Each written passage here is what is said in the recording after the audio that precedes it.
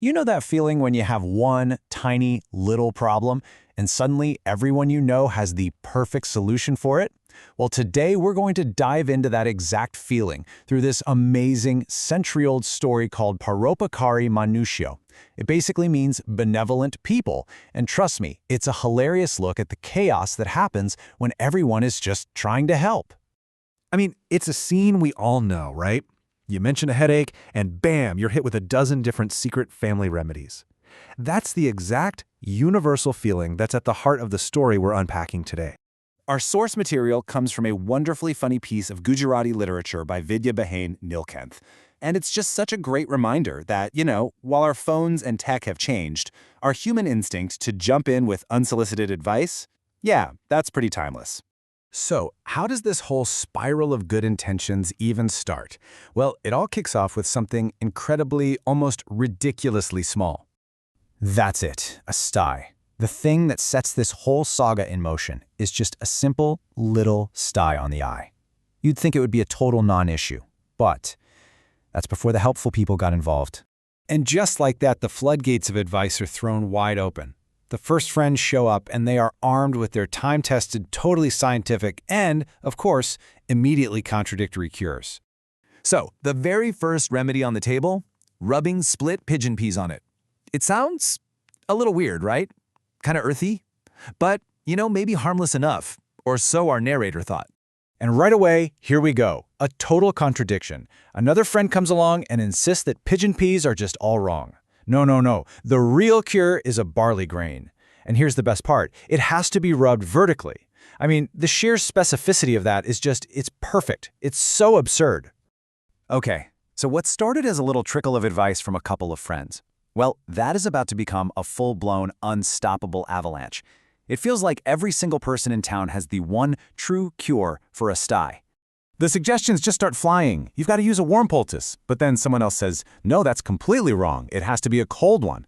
Forget poultices. You need sandalwood paste. Saffron is obviously better. And then someone else swears that burnt gram flour is the only thing that actually works. It's just this dizzying storm of conflicting remedies. So, after just a little while, our poor narrator is left staring at this completely chaotic, unofficial prescription. He's been told to rub things, apply hot compresses, then cold compresses, and basically used half the spices from the kitchen cabinet on his eye. It's a mess. At this point, completely overwhelmed and probably in more pain than when he started, our narrator makes a pretty radical decision. He's actually going to go see a professional. He just can't take it anymore. He's had it with the pigeon peas. He's done with the vertical barley. He gives in and decides to seek out someone with actual medical training, just hoping for some clarity and maybe a simple solution.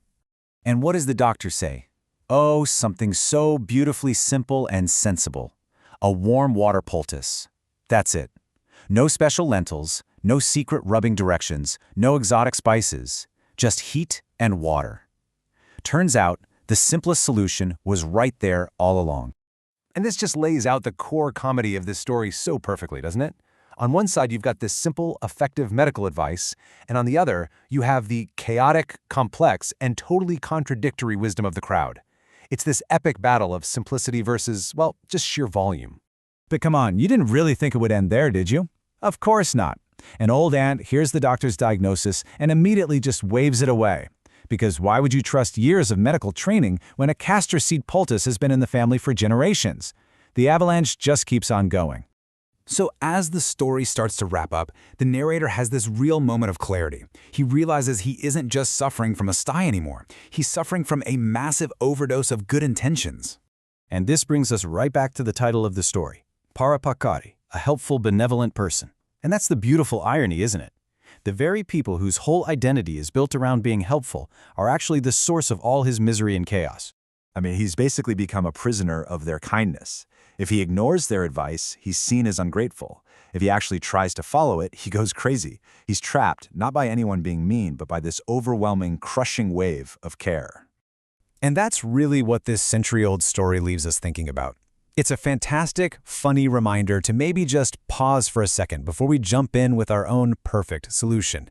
It makes you ask yourself, is this advice really for them? Or is it maybe just a little bit about making me feel helpful and wise? Definitely something to think about.